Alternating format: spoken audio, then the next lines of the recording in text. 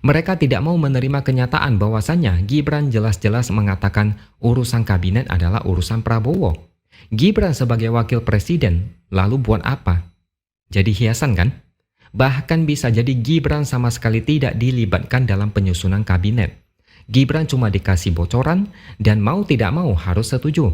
Tidak ada yang bisa dilakukan Gibran kecuali mengikuti apa kata Prabowo.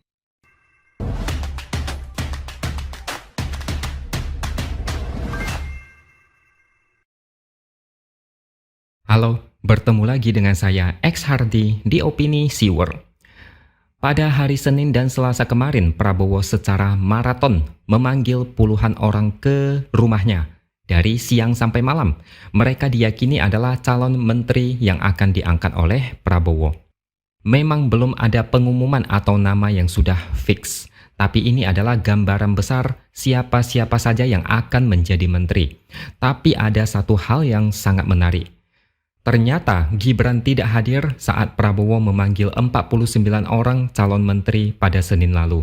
Padahal pada hari itu Gibran juga ada di Jakarta dan dia diketahui bertemu dengan sejumlah pimpinan MPR di kawasan Menteng, Jakarta Pusat. Ada apa ini? Kalau kalian tanya kepada sembarang orang, mungkin banyak yang akan menjawab bahwa ini mungkin ada hubungannya dengan Fufu Fafa. Karena kasus ini, hubungan Prabowo dan Gibran diyakini sangat renggang meskipun kalau dilihat dari luar, hubungan mereka baik-baik saja. Tapi tetap saja ada semacam kejanggalan. Salah satunya gerak-gerik Gibran yang diam di media sosial. Tidak banyak diekspos oleh media. Dan juga dalam beberapa kesempatan, Prabowo tidak bersama dengan Gibran dalam acara-acara penting. Misalnya, pelantikan anggota DPR, MPR, dan DPD, di mana Prabowo datang bersama anaknya. Sedangkan Gibran entah kemana, saya sudah tidak ingat. Ketika Gibran ditanya, kenapa tidak ada di kediaman Prabowo saat pemanggilan sejumlah calon menteri, Gibran mengaku kabinet adalah urusan Prabowo selaku presiden terpilih. Gibran juga mengaku dia cuma tahu sedikit dari daftar nama yang dipilih Prabowo. Mari kita hormati pilihan dari Pak Presiden terpilih, begitu kata Gibran. Dari perkataan Gibran bisa diartikan, Gibran sebagai wakil presiden bakal dianggap sebagai pajangan atau hiasan saja. Gibran seolah dipersepsikan sebagai orang yang tidak bisa apa-apa. Ini wajar sih, karena Gibran memang tidak punya pengalaman besar di politik. Lagi pula, wawasannya sangat sedikit dibanding Prabowo. Dulu saat Pilpres, Gibran sering diundang untuk debat terbuka, tapi dia sering menolak dan ngumpet. Dalam beberapa kesempatan, dia pernah terpeleset lidah, salah satunya saat mengucapkan asam sulfat. Di beberapa video yang beredar, Gibran juga terlihat kelabakan ketika dia tidak bisa menjawab pertanyaan dari orang lain. Jawabannya muter-muter, konyol, dan terdengar bodoh. Pengetahuan Gibran terlalu jauh kalau dibandingkan dengan Prabowo yang suka membaca buku. Gibran sendiri mengaku tidak doyan baca buku, termasuk keluarganya tidak punya budaya membaca buku. Jadi bisa disimpulkan, Gibran itu bagi Prabowo hanyalah partner yang kurang strategis, partner numpang lewat yang cuma dimanfaatkan untuk menang pemilu demi efek Jokowi. Lagi pula, kalaupun Gibran diminta masukan, apa yang bisa dilakukan Gibran? Tidak ada kan? Paham apa Gibran soal politik dan seluk-beluknya? Selain itu, peran Gibran sepertinya diwakili oleh Jokowi yang kabarnya menempatkan orang-orang kepercayaannya untuk menjaga Gibran. Gibran tidak perlu melakukan apapun, cukup dengan berjalan di jalur yang sudah disiapkan keluarganya. Jalannya sudah diaspal dengan mulus dan lebar. Gibran tinggal terima beres, makanya saya yakin Gibran hanya akan menjadi wakil presiden yang tidak ada manfaatnya.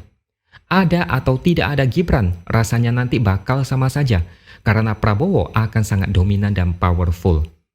Apalagi kalau memang isu Fufu Fafa itu benar, maka tembok pemisah antara Prabowo dan Gibran akan semakin tebal.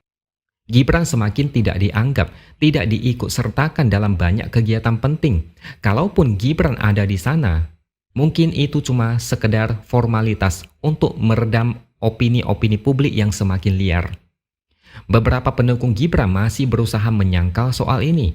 Tanda-tandanya padahal sudah terlalu banyak. Mereka juga menyangkal kalau Gibran disebut tidak punya pengalaman dan pengetahuan. Mungkin mereka maunya Gibran disebut cerdas, IQ 150 dan dalam setahun membaca 1000 buku.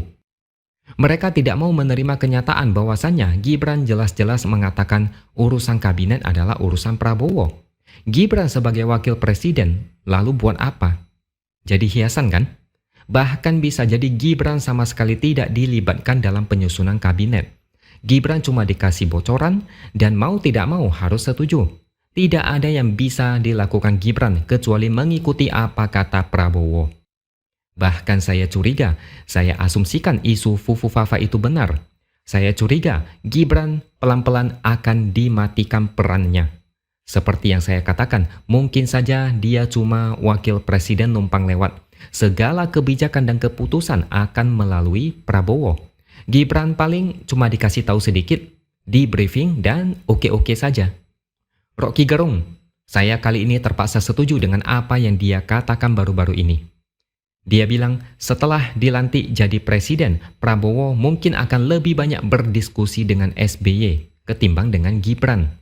Diskusi antara Prabowo dan SBY bisa jadi akan banyak membahas tentang politik internasional.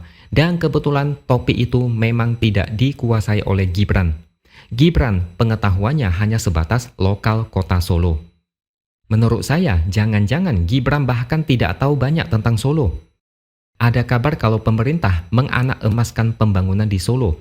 Ada anak kesayangan, jadi harus dibantu supaya rakyat melihat Gibran adalah pemimpin muda yang banyak prestasi.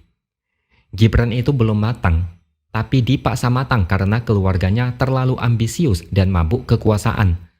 Gibran bisa melejit berkat bantuan paman di Mahkamah Konstitusi. Umur belum cukup, tapi aturannya diutak-atik sesuka hati. Saya tidak tahu bagaimana sikap Prabowo kepada Gibran. Jangan terlalu terpaku pada berita-berita biasa, misalnya Prabowo semobil dengan Gibran, makan bersama dengan Gibran, dan lain-lain. Itu tidak akurat menggambarkan hubungan mereka. Dalam politik, apa yang sebenarnya terjadi lebih banyak terjadi di balik layar. Tapi tetap ada kemungkinan Gibran terombang-ambing di tengah jalan. Dan Prabowo bisa saja tidak terlalu peduli. Jokowi sudah tidak bisa menyelamatkan kalau sampai Gibran mendapatkan masalah. Jika saat itu tiba, Gibran harus berjuang dan bertahan dengan kekuatan sendiri. Kalau tidak bisa bertahan, selesailah Gibran. Selama ini dia hidup enak, dicarikan kerja, dimuluskan karir politiknya tanpa perlu banyak berkeringat. Beda dengan banyak orang yang harus bersusah payah lamar kerja sana-sini. Satu lowongan kerja kadang dilamar oleh ratusan pelamar, saking susahnya cari kerja di negara ini. Semua ini akibat ekonomi yang tidak baik-baik saja, tapi dibilang ekonomi lagi bagus-bagusnya. Ekonomi dan kesejahteraan keluarga sepertinya jauh lebih diutamakan. Oke, sampai di sini dulu opini dari saya. Subscribe channel ini supaya makin berkembang dan jangan lupa tuliskan komentar Anda. Terima kasih sudah menonton dan sampai jumpa lagi di lain kesempatan.